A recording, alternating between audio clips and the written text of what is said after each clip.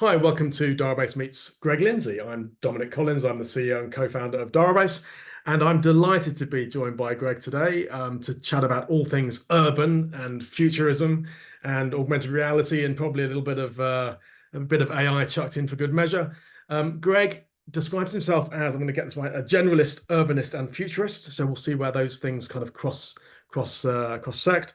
And also, I'm not going to read out your entire blurb because we've only got half an hour. And you've done quite a lot of stuff and you do quite a lot of stuff. But we're definitely going to jump into the stuff you've done at Cornell around kind of metaverse metropolis, and also maybe the stuff that you did with New Cities and Urban X with BMW and Mini. And the thing I was most impressed by, well, I'm going to get this right, is that you are a two-time Jeopardy champion and the only human to go undefeated against IBM's Watson. So you are poking one in the eye for AI for us humans. Absolutely not. I mean, what do you think makes me an expert in AI if not beating it on a game show? So, You spanked Watson. Whether you could spank ChatGPT, we'll probably get onto. But that here is we go. that is a good question these days. But yeah, someone will roll their own and we can set me up against it. But yes, more pressing matters are at hand. Where should we begin? So, Greg, well, why don't you do a better job than I just did at introducing yourself and telling us a bit about your background and how you come to be in the position you are, where you're sought after to be talking about the future of cities and how we're going to be living. Yeah, well, very quickly, I'm a journalist by training, spent many years covering technology in cities, wrote a book over a decade ago looking at sort of the future of transportation and cities and globalization. And yeah, and I'm interested in all things urban. I mean, obviously, cities are where every challenge facing humanity is literally made concrete. And one of the things that I've been covering over the last decade was particularly how cities handle technological disruption. I'm no big fan of Uber or Airbnb, and they're sort of trammeling the regulatory rights of cities when it comes to regulating mobility, when it comes to handling public transportation and others, and of course also affordable housing, et cetera, et cetera. So the question that really got me interested in this which is how can cities become better at what's known as the Collingridge dilemma, which goes back to the social control of technology from 1980, which is the idea that when technologies are emerging, it's too early to figure out what their impacts will be. And by the time you understand what their impacts are, it's usually too late to rein them in without tremendous costs. So can cities, public officials who will never have the opportunity to move fast and break things, nor should they, how can they better understand the implications and foresee the potential externalities of these technologies? So it took a long time to figure out how to regulate Uber, and cities had to write their own software and deal with lawsuits and all these kinds of things. And I've been interested in augmented reality since Pokemon Go, which led to stampedes through parks and all sorts of really big externalities at scale that cities didn't even know what was going on.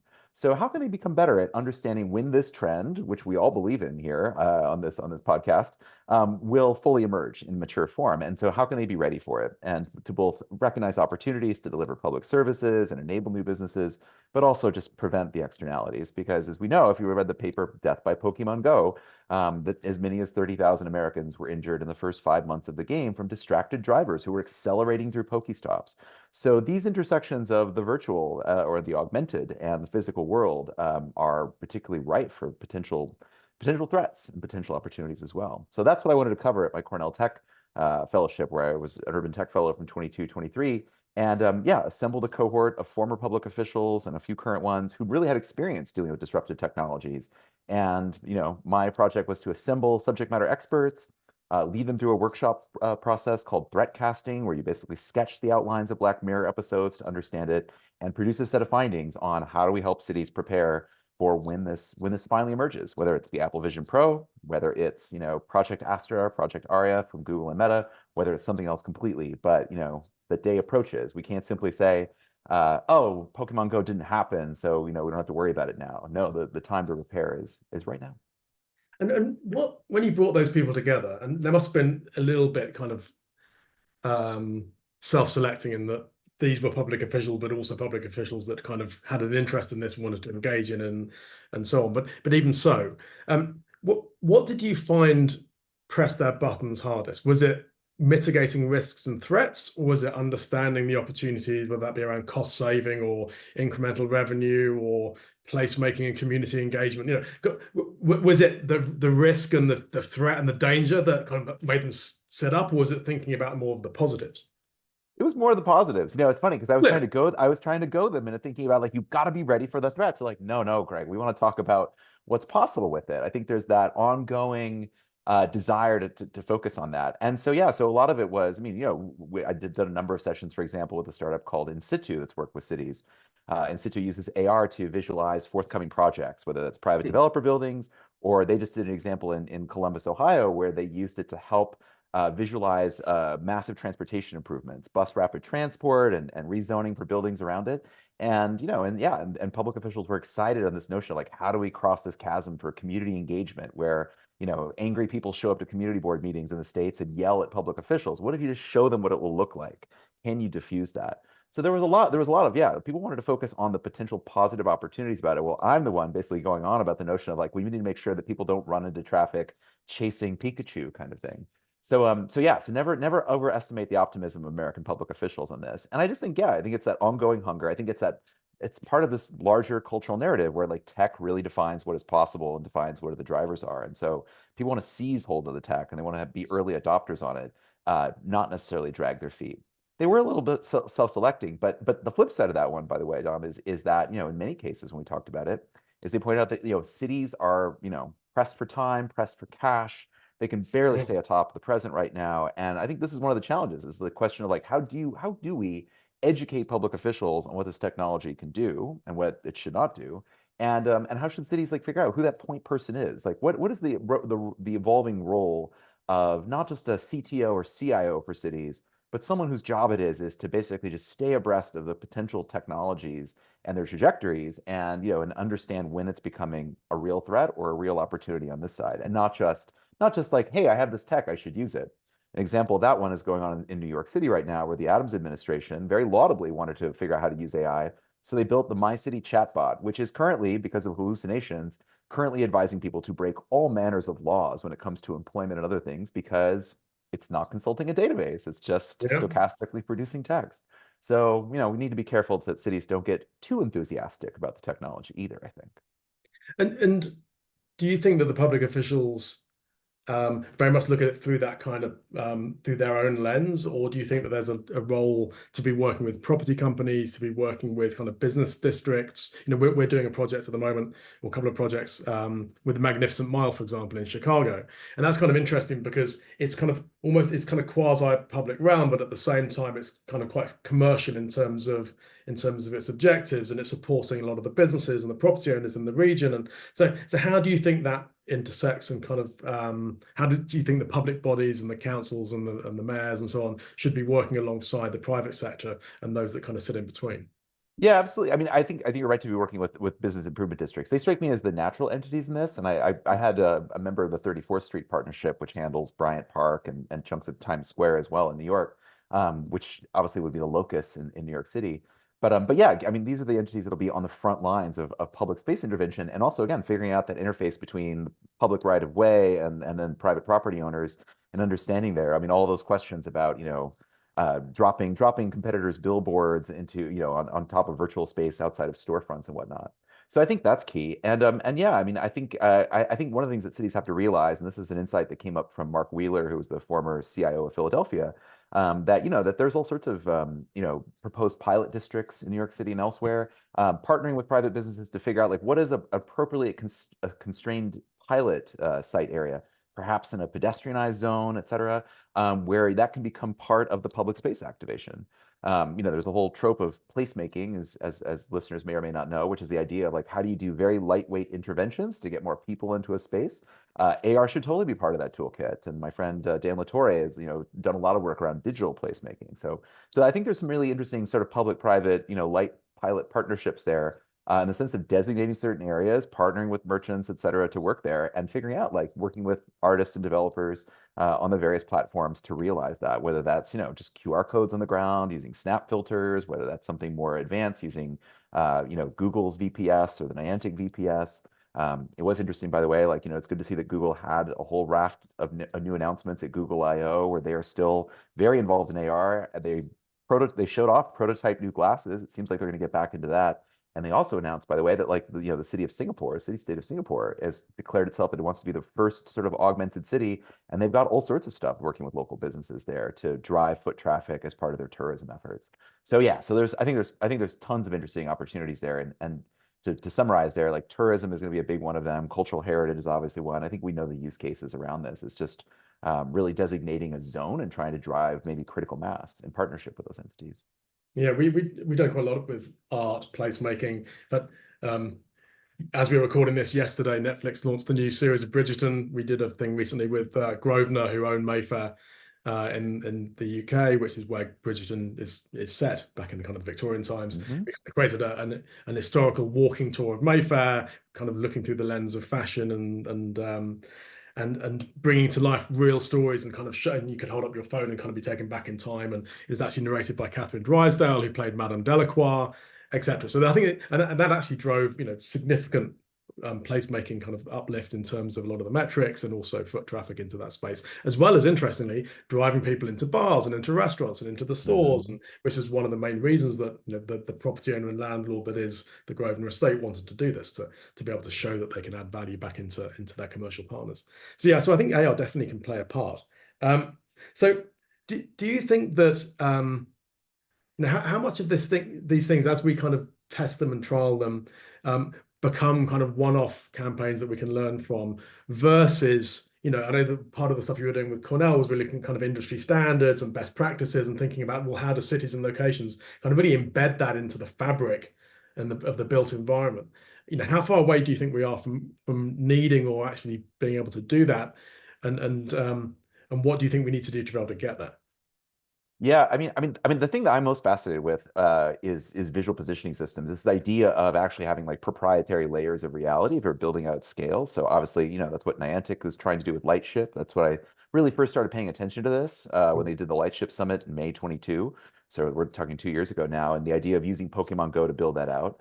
Obviously, Google's got AR Core and putting it in maps. And then yeah, and then what struck me, by the way, is from this recent announcements with Project Astra at Google, and then Project Aria, as I mentioned, the fact that using embedded multimodal AIs and wearables to do that level of mapping. I think we finally have the tools, which is both good and bad, for the large technology platforms to like start really building out a complete map of the world that is machine readable. And that's something we haven't had before. And so the question there is like, how do we have a public version of that one? Is there a public option? Are cities going to be able to peer into these? These are the things that I'm really interested in the sense of we saw cities go through this with Uber and with scooters and with autonomous vehicles. The idea of, do we have to write our own software to track the location of all these devices touching the public realm? Well, now you're trying to track things and locations of things that don't even have material existence. So that's what really got me interested in this. And cities already have like big treasure troves of geospatial data they don't even know how to use. This is one of the big points that In Situ talks about with Dan Chermesh, is that they're just trying to basically get access to open data in the Department of Buildings in most cities and just be able to populate their own version of an AR landscape, just showing what's coming. So that's I guess the way of saying this is I'm very interested about basically like how can cities both access what's going to happen in these proprietary layers of reality to make sure that there's safety, to make sure that there's nothing obscene, that there's no hate speech, et cetera. And then also like building out their own levels of it as well. And so I don't know. So that's the part where I come to. And when you mentioned standards, I'm interested in this too, because, I mean, I popped in on groups like the Metaverse Standards Forum, chaired by Neil Trevitt of NVIDIA, which I think says a lot there. And then also the fact that like, sitting in the real virtual world integration group filled with policy people from Meta and other companies and lots of engineers, but no one from cities. And their opening use case was, ride hailing. How would AR ride hailing work? I mean, it made my head melt just thinking about this, being like, you don't have any UX designers in this group who've worked on these issues, and you don't have any city officials who figure out how to regulate this, to figure out where that should go. And so that was part of my whole pitch to the cities as well, is that like, step into this. And to their credit, the Metaverse Standards Forum, Neil and others, was like, yeah, join us, come in and participate in this. So this is what I'm thinking about. This is the dilemma of Calling Ridge again for cities, is the notion of like, we don't have time, we don't have the energy, we don't have the expertise, but also like, an ounce of prevention is worth a pound of cure. So, what is the right balance for dealing with these things to develop this level of expertise now and level of capabilities and relationships so it does not have to get adversarial again with lawsuits and threats. Can we just build this in communion with each other? I mean, I know most of what you've done recently has been with US cities and so on. But do you think there's a tension at a global level between the fact that the vast majority of the companies that are creating the operating systems, visual positioning systems, all of the technology that's required to really for this to really scale are American, um, and actually a lot of the data that's going to be required is local and regional, and the cities may not want a large American corporate to be able to kind of govern and control these. So, for example, we do a lot of work in the UAE and in the Middle East. Dubai does not, Google Geospatial API, the Google VPS does not work in Dubai. If you want to place AR content in Dubai, you have to do it using GPS. Um, and yet, so you now have the ability, you have Street View, but for whatever reason, the three-dimensional mapping of that entire region does not exist. And you have to think that that's probably something that's been blocked at a kind of governmental state level. So how do you think that's going to play out? And because this is this is a global phenomenon. You expect us to be able to pull out your phone and it to work anywhere you go, to put on your smart glasses and for them to be able to understand the world around you. And yet, actually, when you kind of cross from one border to the other, things might change. So how's that going to play out, do you think? Well, I mean, that obviously gets factored into the sort of larger geopolitics of technological regulation. I forget the name of the book that just came out that has basically argued that the world is already in three major spheres of the Sinosphere of China, the EU and its regulation, and the US and sort of their approaches of like state capitalism and social credit surveillance. The EU with like, regulate first, ask questions later, and then of course the United States, which is like national champions. And my favorite stance is the EU's. I'm a sort of precautionary principle person when it comes to this, but I do love that like literally every conversation in the EU around tech starts with, all right, great, we've regulated them, we've passed the AI Act, this is great. And then in the next breath, they're like, why don't we have any trillion-dollar AI companies? Like I love watching that cognitive dissonance the EU has. It's just really fascinating. So yeah, so I definitely think there's going to be sovereignty issues in this too, and it'll be very interesting to see. Like, to your point there about the UAE, it reminds me, of course, the fact that like, Teslas are banned from any sensitive areas in China because, man, all that onboard footage and where it goes. And just thinking about this too, in the sense of like Meta or Google Glasses, where if it's basically recording at all times and building detailed spatial models, that's kind of terrifying. Yeah, it's not just kind of terrifying. It's frankly terrifying. I'm personally not willing to make the trade. And this is what inhibits me as a personal consumer of a lot of AR. It's like, I don't really want Meta or Google having a complete 3D map of my house so that I can remember where I left my keys, which is a use case that came up in like two of their videos, both videos. I left this object somewhere. Yeah, Can you where are my remember where I glasses? left it? Yeah. Yeah, And like, so next therefore, to like the apple. the level of surveillance and spatial intelligence it requires is both fascinating and frankly terrifying to realize that, and not a use case that is valuable enough to me yet. So it will be interesting to see. I'm not sure what it would take for major privacy regimes to really crack down on this, other than, yeah, the state level. And to your point there about the UAE, I'm sure that's just a matter of time before they invite in perhaps a Chinese compliant partner or they build out the capability using their own open source investments and the Falcon model that they're building with AI. It could be very interesting to see. Yeah, I don't know. It'll be very curious to see like how this sort of plays out with proprietary open source models that then get customized and legislated into existence. But from an AR perspective, like, yeah, the balkanization will continue and certain layers of reality will not be there. And frankly, that I don't know if that bothers me very much. Like the idea of having, and this is one of the threats that we highlighted, for example, when it comes to Google AR Core and having true global ability to locate content.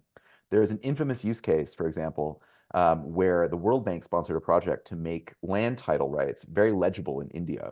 And the idea, of course, was to help Indian farmers, understand their rights, be able to sell property. Well, they made it hyper legible to people who were technologically sophisticated enough to use it. So the people who ended up buying up the land were, in fact, South Asian immigrants and descendants in like New Jersey who bought large parcels and assembled it to sell to tech campuses there. So I'm a little concerned, frankly, about the idea of like having somebody on the other side of the world be able to drop AR content into a given location, given that it could be very adversarial. Like I think about, again, I think about what would the Russian Internet Research Agency do with such a capability, et cetera, et cetera. How could they use that to do disinformation and sow dissent, et cetera? So yeah, so maybe local barriers and local limits to what can be placed and from where, I think, is perhaps a good step. Yeah, and we kind of coined the term property digital rights. So the concept that a property owner, should control the digital rights associated with that property. And I think there's a huge amount of precedent from a legal perspective and from a regulatory perspective in terms of, well, how do these things work today from kind of non-digital manifestations of content or considerations, and then how do you kind of quite simplistically apply that to this new digital world? Because no doubt there will be quite specific new laws, regulations, considerations for augmented reality, for AI, etc., for content in these locations. But actually, I think the existing kind of modus operandi can take us quite a long way towards that before we then need to kind of write new law. Kind of jumping back into kind of the futurism and urbanism piece, how do you think cities will change, the physical city? Because we all think about, okay, we're going to have these cities where loads of digital content and augmented content is layered on the physical world in a way that is entertaining and informative and so on. But do you think that the actual physical fabric of the cities will change too? Do you think we'll have less signage, and we'll have, that actually the digital content will almost kind of wash away a lot of the clutter of the physical urban environments? I mean, potentially, yes. And this is where this is where I have to make my obvious reference to Keiichi Matsuda's hyper-reality short film from 2016, like still the iconic vision of this of Medellin. And the telling things in that dystopian vision, a horror film as he has described it, is when the presumed AR glasses that the protagonist is wearing from first person glitch out in a supermarket, and you see that, yeah, it's a completely grayed out environment. So number one, I worry about that in the sense of, yeah, the idea that physical, accessible signage, the equity issues, the availability to all disappear. I mean, that's a projection of all the worries we've had about smartphones for the last 10 years when it comes to moving services out of the physical world onto smartphones, because then it creates the issues of if you don't have a smartphone, you are now frozen out. So what happens when those issues migrate up the next level of the tech stack into AR, AI of some kind? So yeah, so you're right in the sense of, we could have an environment like Sao Paulo, which of course has famously banned outdoor signage for a very long time, and has great effects there on sort of visual pollution. But I do worry about the sort of equity issues. And then number two, I also think about the short-term solution too. If we don't get VPSs, and this is what I'm thinking about right now in writing my report, like, do we end up with mass amounts of QR codes everywhere, because that's where you're going to activate local content?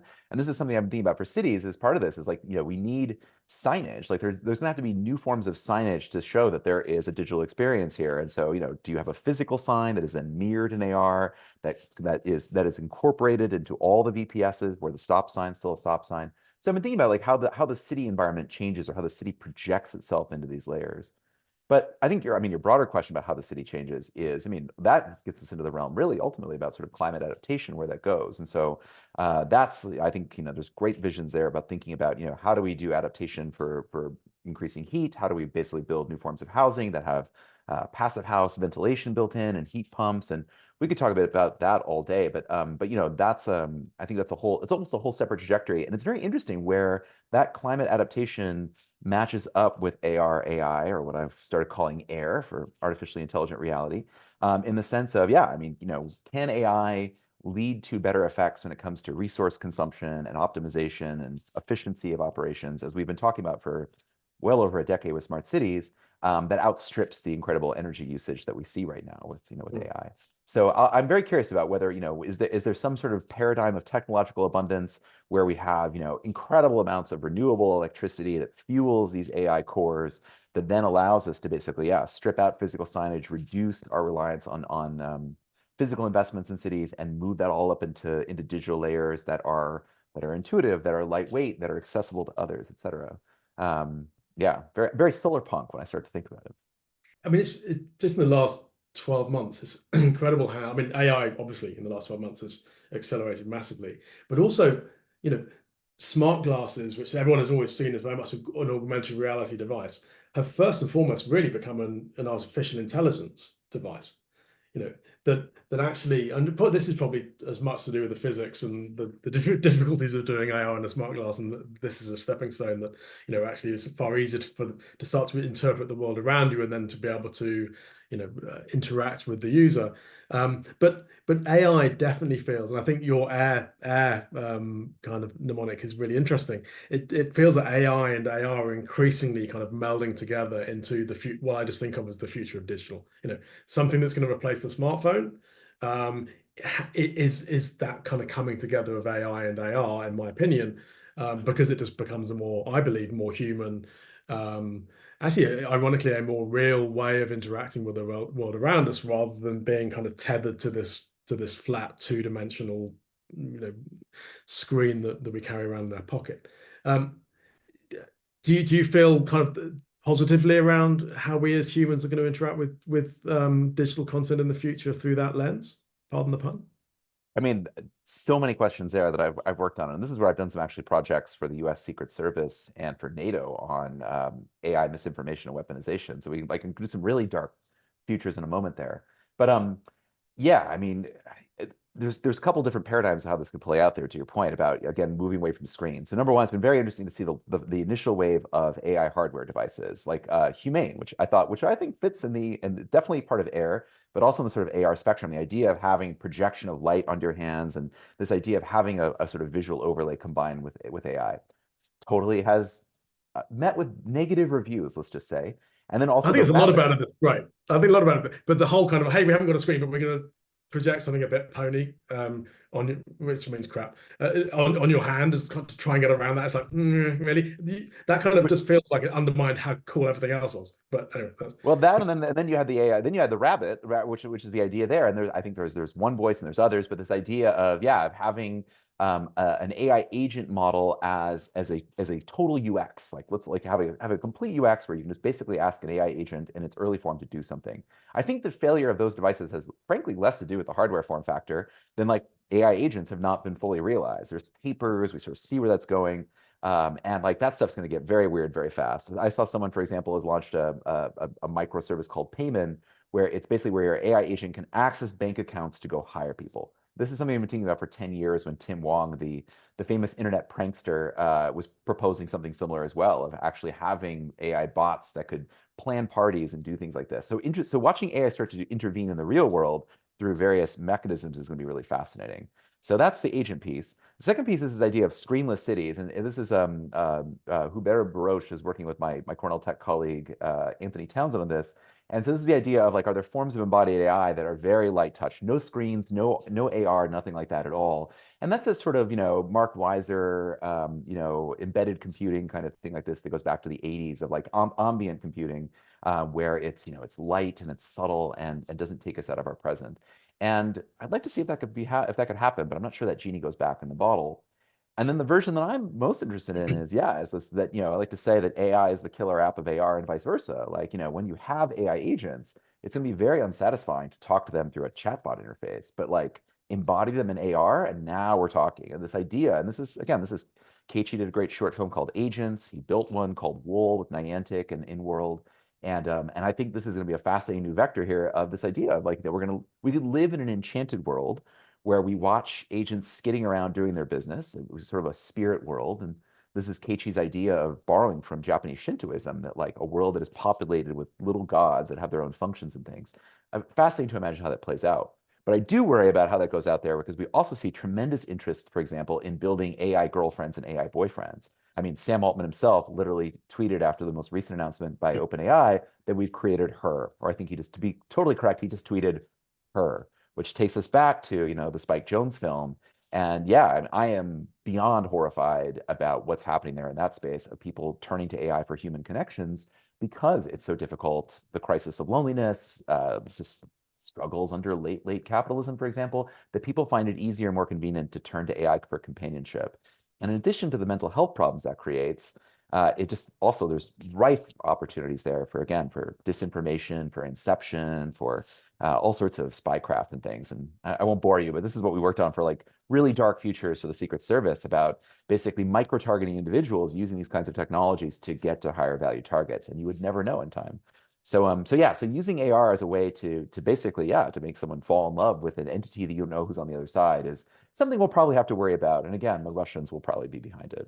It all comes back to the Russians. I'm not going there. Okay, so this isn't a deliberate segue, but let's talk about commercial and advertising. Sure, yeah. I mean, because the highest calling of our time. Yeah, I mean, you used to work for Advertising Age. This is kind of in your DNA too. It's hard to have content which is free without a monetization model. And you've either simplistically got kind of what we call in-app purchases, so buy your way to some better content or better route through the content, or you've got advertising. You've got brand, you create an audience, and then brands want to be able to reach that audience and influence them and get them to do something.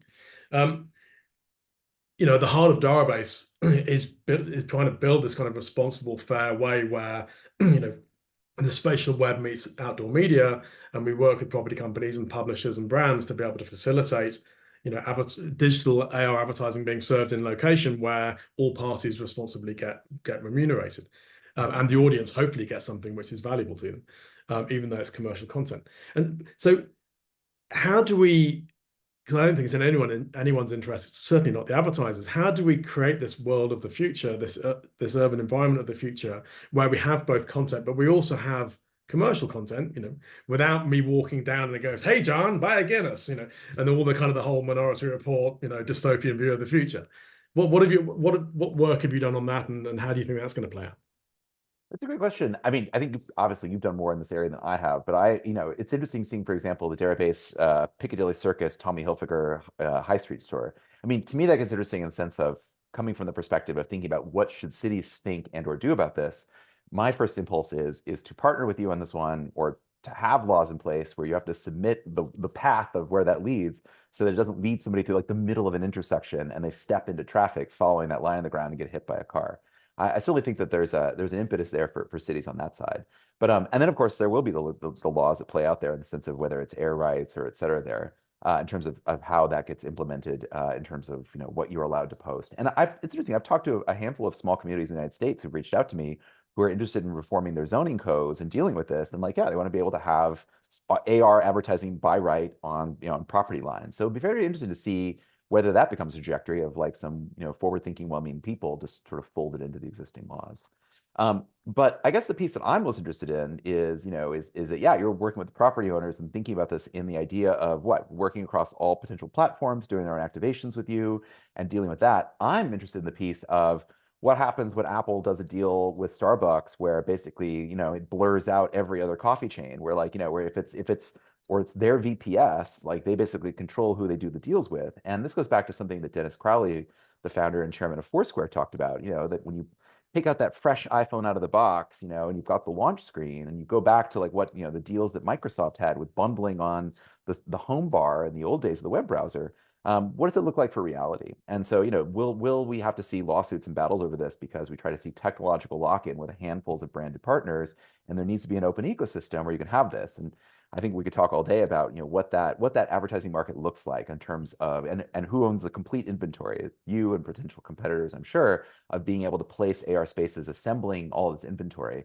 Will we have an open market that will be recognized across platforms and you embed them across multiple VPSs at once?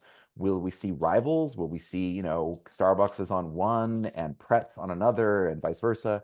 That's an area where I don't know complete the legality of it, but like these are the kinds of possibilities I'm trying to flag for public officials that they might be, having to deal with this kind of lockout very soon. Mm. And it's certainly interesting that just the dynamic of how some of these things need to be presented will change. When you're using your mobile phone today, it's a very kind of binary experience. You're doing one thing at a time. I'm checking my mail, I'm coming out, I'm looking at Facebook, I'm coming out, I've got a message on WhatsApp, I'm coming out, I'm checking the train times. These things are kind of one thing at a time. And I think we're going to have to work out as an industry how that changes when we get into a layered existence where these can all be on at once. Absolutely. And this is something I've talked about with Jacqueline Liu, who's the CEO of Helpful Places, which is the steward of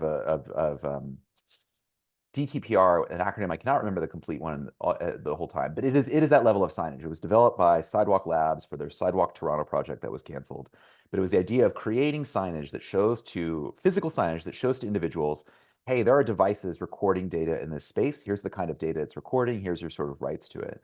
But Jackie and I have talked about the notion of like how that translates to an AI and more advanced environment. And one of the ideas we have is that, if there are AI agents and you have trusted agents on your behalf, and there are agents in a space that are defining like what these interactions are, you're going to reach the point very quickly where you're going to have agents that will negotiate with the other agents, that will check your privacy settings and what kind of data you're allowed to collect. And that's going to be very interesting because you're going to basically have to have this sort of interaction layer on behalf of every building or behalf of every space that will collect with that and sort of make aware, like, here's what's available in the spaces, here are the experiences available, here's what's open to you, or do you want to opt into this?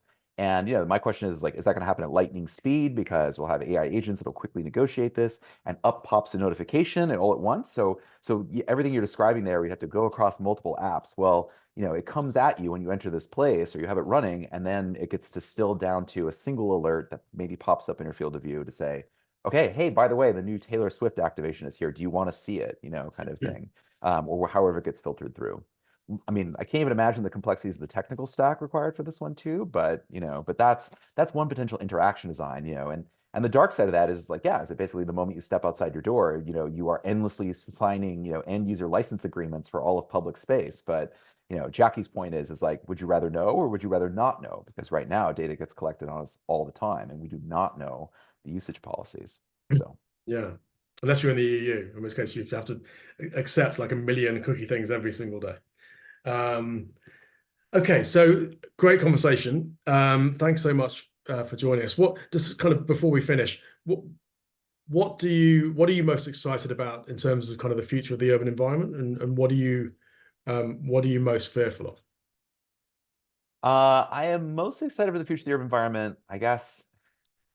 It's sort of dark. I mean, the argument in favor of cities, of real true cities, is that they are better suited to handle the challenges of the future than a lower density, sprawling, individualistic model. Like we need to have stronger social bonds and find new ways to connect and communicate with each other, because we're going to need each other to deal with climate change and that. So I guess I'm most excited in the sense of like cities are more important than ever because we've screwed things up so badly, to put it for lack of a better phrase. And then I guess what I'm most concerned about is that we will increasingly hand over agency and connection to each other to our machines in various forms. I am most concerned that that basically people will find it easier to fall in love with AI than to actually negotiate with a flesh and blood physical human being. And I think that dynamic is true at scale. And this comes back to, I recently got back out into the dating world for a bit, and seeing what happened with dating apps, which younger people, you and I don't have to really ever see this, but younger people are just being poisoned by this, because this idea of taking the organic process of meeting a person in a physical space and reducing it to something that is a binary reaction on a physical on a smartphone screen that you can do at any time of day at any physical place, where you could be dating in Tokyo if you can geosync it and then leave it in place on Hinge and travel across the world. And it's not healthy. It's not working out. We see this in books, The Anxious Generation and others, that the young people are not all right.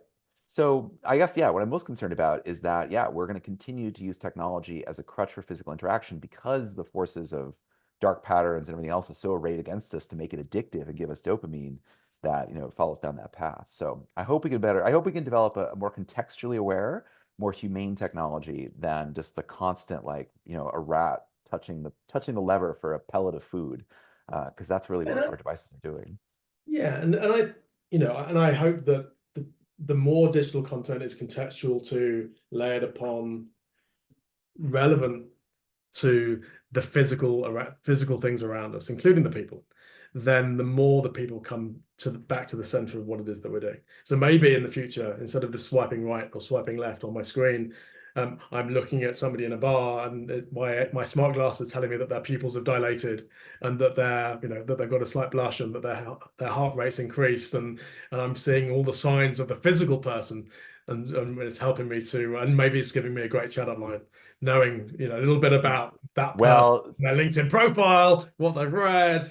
this is originally how I got interested in the subject. The book I never wrote was called Engineering Serendipity, and it was interested in this notion of like urban environments. I mean, office environments are supposed to do this, but yeah, digital networks. How do we increase connections through unearthing those latent possibilities of this?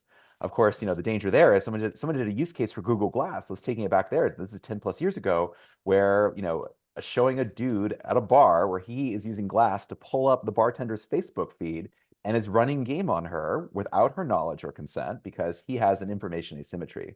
So those are the things I worry about. Can we meet each other face to face as equals? It's funny that the report that I'm still writing, the epigraph is from King's. Now we see but through a glass darkly.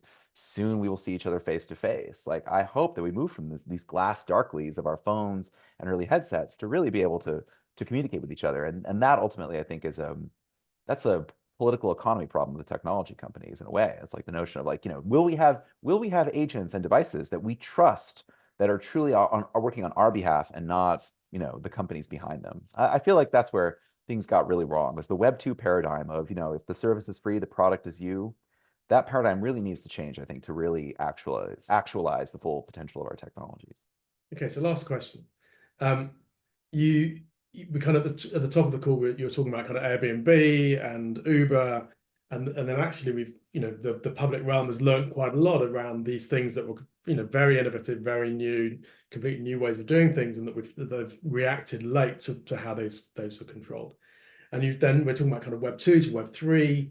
I suppose my question is, a lot of the innovation that we've seen, which has, you could argue, become quite dystopian or quite unnerving, has come upon us because there was no previous version of that. These are new things. Look, I started my career, the internet didn't even exist, right? Mhm. So I was writing stuff down on pieces of paper, and so actually, a lot of what's wrong about digital, about the web, has come upon us because we didn't have previous experience of what it might have been like previously. Um, However, what we're now seeing in AR, what we're now seeing in Web3, what we're now seeing in the future of digital is very much kind of layered on top of what we already know, and also potentially what we know went wrong. And so, do you think we, as placemakers, public realm officials, entrepreneurs, lawmakers, do you think we're better equipped to look forward, to react more quickly, to put in place the guardrails that are required for what this might become based on our current experience? Whereas 10 years ago, that experience didn't really exist. I think, to answer your question, I think public officials are more cautious. So, they don't want to get fooled, won't get fooled again, quote the WHO, although they potentially will. But to your point there, I don't think it's not necessarily a complete break in familiarity with the technology. I think the problem, and going back to Uber and Airbnb, is scale. Like, right? It's like one thing to be able to hail a black car on your phone. I mean, I like using Blacklane and other things like this. And it's one thing to be able to use vacation rentals. Vrbo predates Airbnb by, I think, a decade at least. But once you network that together at scale, the emergent properties that come out of it, a housing shortage because so many properties are now being financialized, or Uber becoming 13% of traffic in downtown San Francisco because of the congestion of deadheading, driving around looking for rides. Those are emergent properties of it, and that's where we need to get better at. And that's where it's not just a question of long-term thinking, as I like to say, it's like weird-term thinking. Like, how do we make public officials and others be more weird, and to sit down and really stretch their imaginations to think about those potential emergent outcomes? And that's what we try to do with the threat casting methodology, which is this idea of set up some parameters, sit down, try to get as dark and weird as you can, and then figure out what those properties are. What are the concerns across the group? And so that's what I'm sort of writing up right now in terms of where that goes. And yeah, and I think if we develop that as a muscle, where to simply reconnoitering the landscape, thinking of how this gets weird and what the potential effects are at scale, hopefully we'll get better and better at it. But again, we are layering it. But again, if you have if Google AR Core is now able to deploy AR content literally globally at any parcel, what are the weird emergent properties that come out of that, and so forth for any VPS that follows. Brilliant. Well, it sounds like we need even more futurists, Greg. So your position is safe. I am always in favor of more futurists. Yes, please give me job security. I can help you out. Look, it's been a great conversation. Thanks so much for joining me. And yeah, looking forward to reading your paper. When's that coming out? When you can finish writing it? Come on, as soon as I can write it. If I don't know when this will get posted, but if you happen to be at Smart City Expo USA in New York on May 22nd, I will be hosting a panel then, previewing some of the findings with a few of the cohort members. So if you're in New York, look me up, track me down, and get you discount codes, and hopefully I'll see you there so you can get a preview. Nice little plug there, Greg. Have a great weekend, and I'll see you soon. Thanks, Dom. Thanks for having me.